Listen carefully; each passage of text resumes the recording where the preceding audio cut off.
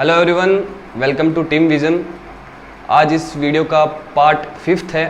इस पूरी video series के पार्ट 5 तक हम पहुंच चुके हैं। काफ़ी जर्नी हमने कंप्लीट कर ली है, काफ़ी जर्नी हमने आगे बहुत बड़ी जर्नी करनी है।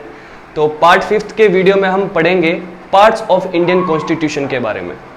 बिना टाइम वेस्ट किए हम जल्दी से स्टार्ट करते हैं। देखो, पहले हमने स्टार्ट किया था वीडियो से प्रीएम्बल, फिर हमने salient features of Indian constitution. तो हमने मतलब कॉन्स्टिट्यूशन में अब हम घुस चुके हैं और हम कंटिन्यू करते जा रहे हैं। अब बारी आई है पार्ट्स ऑफ इंडियन कॉन्स्टिट्यूशन की। देखो, हमने पहले भी इसमें डिस्कस किया था जब हमने salient features of Indian constitution पढ़ा था और मेकिंग ऑफ इंडियन कॉन्स्टिट्यूशन पढ़ा था कि जो पार्ट्स पहले जब कॉन्स्टिट्यूशन इनेक्ट हुआ था, जब बना था, तब कॉन्स्टिट्यूशन में पार्ट्स कितने थे? 22। और जब अभी हाल फिलहाल में कॉन्स्टिट्यूशन में पार्ट कितने हैं? 25। तो डिफरेंस कितना है? 3 का। ये डिफरेंस 3 का कहाँ आया, कैसे आया, ये हम आज के पार्ट्स में डिस्कस करेंगे। मेनली जो पार्ट्स ऑफ इंडियन कॉन्स्टिट्यूशन में क्या है, सारे आर्टिकल्स दिए गए। देखो, सबसे पहले हमने डिस्कस किया था कि सबसे पहले जैसे कॉन्स्टिट्यूशन की बुक खोलेंगे तो क्या आएगा? प्रीएम्बल। उसके बाद आएंगे पार्ट्स ऑफ इंडियन कॉन्स्टिट्यूशन, एक इंडेक्स आएगा जिसमें हमको बताया जाएगा कि कहाँ पे किस किस को पावर कैसे कैसे एलोकेट की गई है, और उसी में ही आर्टिकल्स अपने आप इंक्लूड होंगे। ठीक है, तो कंटिन्यू करते हैं। जैसे आप बोर्ड पे देख रहे हो, काफी मेहनत की हुई है हमने।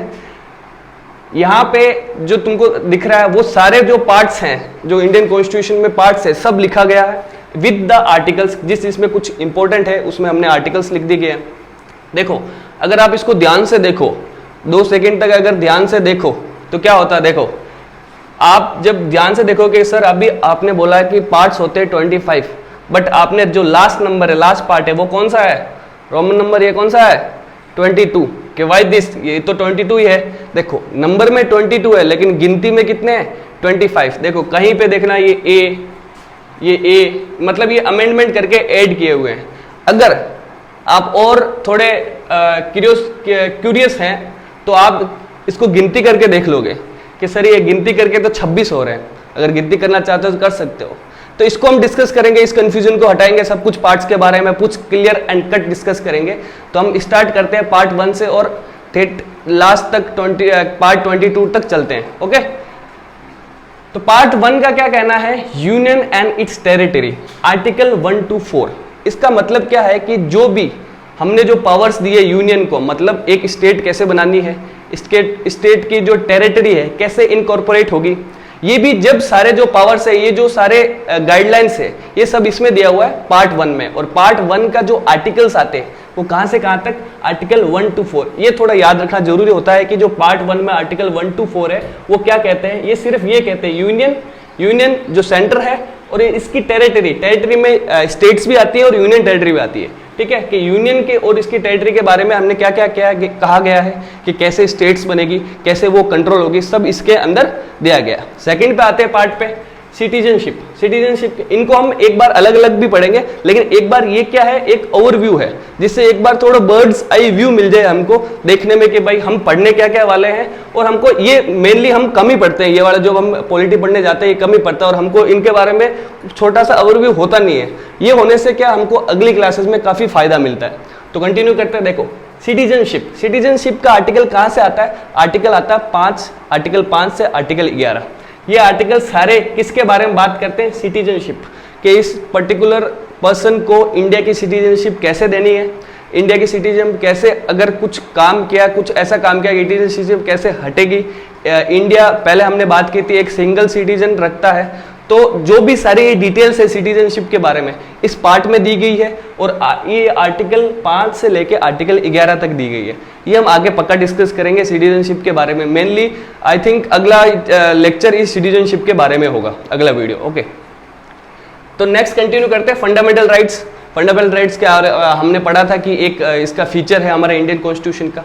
फंडामेंटल राइट्स आता है पार्ट 3 में। फंडामेंटल राइट्स पार्ट 3 में आता है, ये याद रखना। फंडामेंटल राइट कहाँ पे आता है? पार्ट 3 में। आर्टिकल्स कौन से हैं? आर्टिकल 12 से आर्टिकल 35। ठीक है, इनके बीच में सारे फंडामेंटल राइट्स दिए, इनका भी एक अलग से लेक्चर होगा। बस एक ओवरव्यू ले लो ताकि तुमको पता चल जाए क्या पढ़ना है, और ये जरूरी है, इसको स्किप मत करना, ये चीज़ जरूरी है। जब आइडिया मिल जाता है किसी चीज़ का तो पढ़ने में और ही मजा आता है। तो नेक्स्ट कंटिन्यू करते हैं। फिर पार्ट फोर्थ में डायरेक्टिव प्रिंसिपल्स, ये भी इसके बारे में बात की थी, जो डायरेक्शन देते हैं, जो प्रिंसिपल्स हैं, कुछ जो स्टेट पॉलिसी बनाती है जब सिटीजन्स के लिए, उसको जो डायरेक्शन देते हैं, उससे डायरेक्शन लेते हैं, वो ये इसमें सब कुछ लिखा हुआ है। Directive principles of state policy, DPSP इनको ही बोलते हैं। वो आर्टिकल 36 से 51 तक आते हैं। फिर हम आते हैं पार्ट 4A। देखो जब ये नंबर आ जाता है 4A, तो कहीं ना कहीं ऐसा है कि इसको कहीं एडिट किया हुआ है, एडिट कॉन्स्टिट्यूशन की भाषा में बोला है, अमेंड किया हुआ है। तो मतलब ये जो चीज है फंडामेंटल ड्यूटीज पहले नहीं थी जब कॉन्स्टिट्यूशन बना था, ये ऐड हुई है। ये फंडामेंटल, इसका भी एक फैक्ट है कि ये बाद में ऐड हुई है। कहाँ भी आपको नंबर दिखे ऐसे ए ये वाले ए, तो मतलब ये बाद में ऐड किए गए, पहले नहीं थे।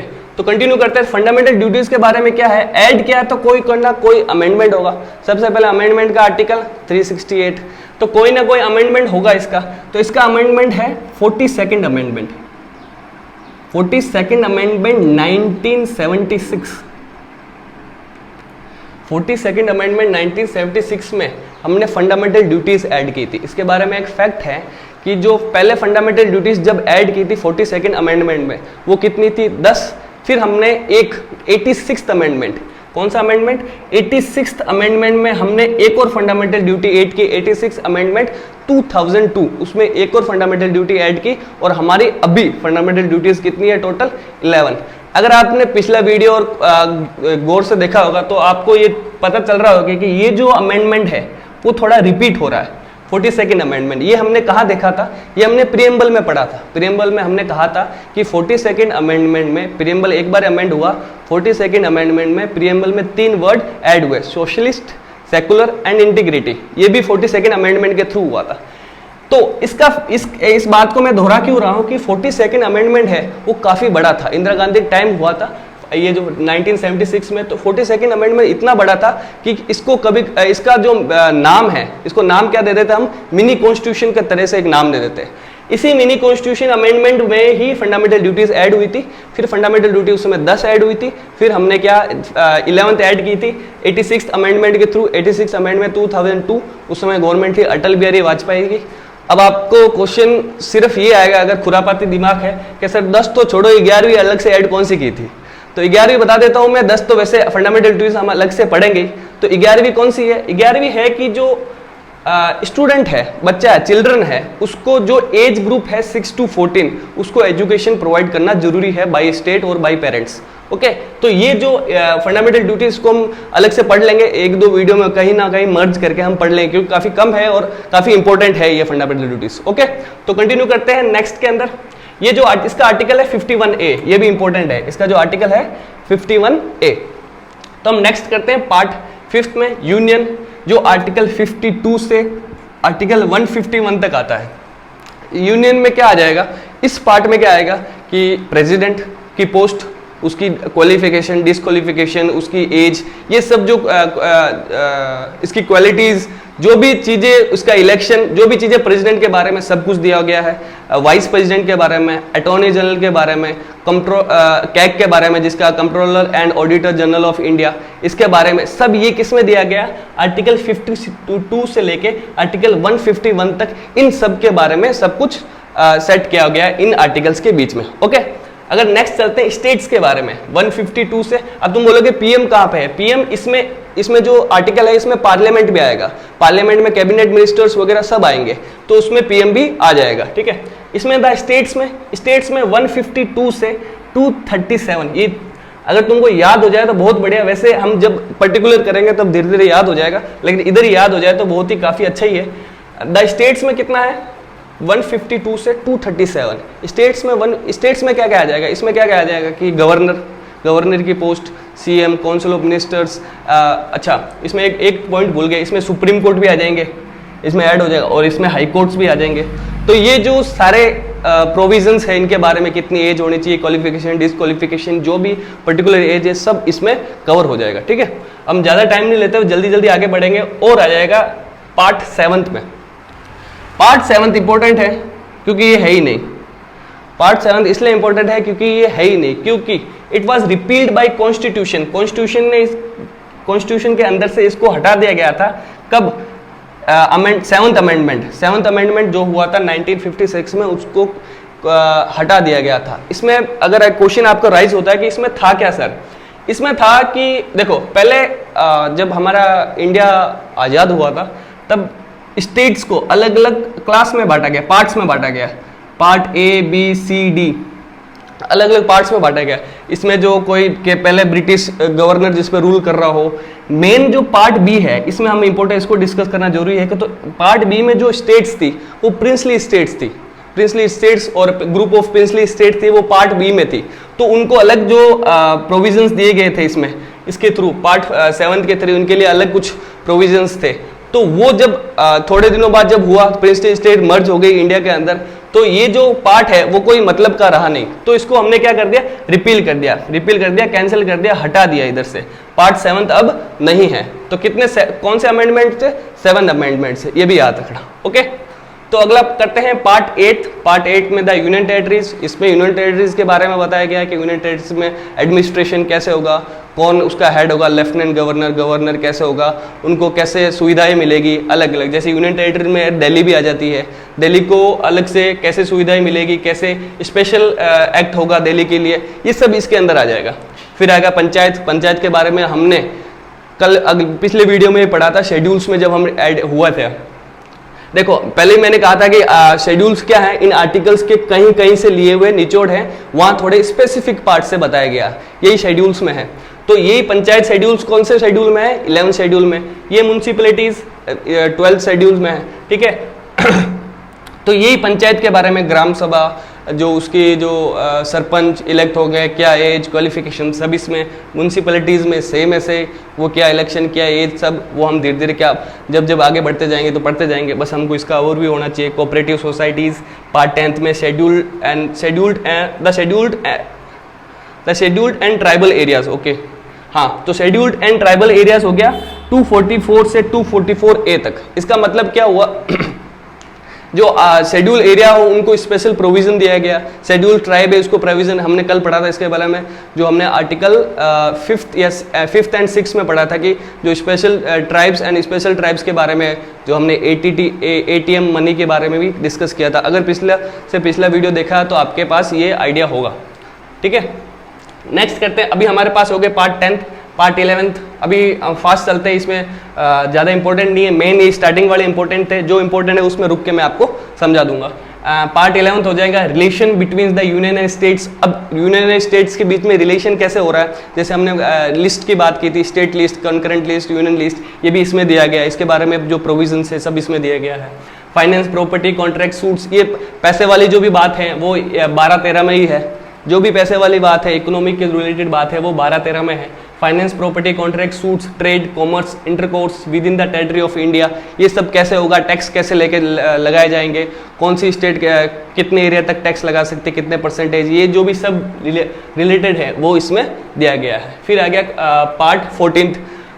पार्ट 14 में services under the union and the states, जो सर्विसेज होती है, सर्विसेज मींस इधर वो सर्विसेज है जो पुलिस सर्विस होती है, IPS, IAS, RS, इनके जो एग्जाम्स वगैरह होते हैं, इनका अपॉइंटमेंट जो होते हैं वो सब इस पार्ट्स में दिए हैं, कैसे दाना है, कैसे अपॉइंटमेंट देना है, ये सब इसी पार्ट में दिए गए। फिर आता है पार्ट, ये देखो ये भी क्या है, ये भी क्या है, एक अमेंडमेंट है। ये भी इधर भी अमेंडमेंट चले गए, हमने अमेंडमेंट की बात की थी, ये भी एक अमेंडमेंट है।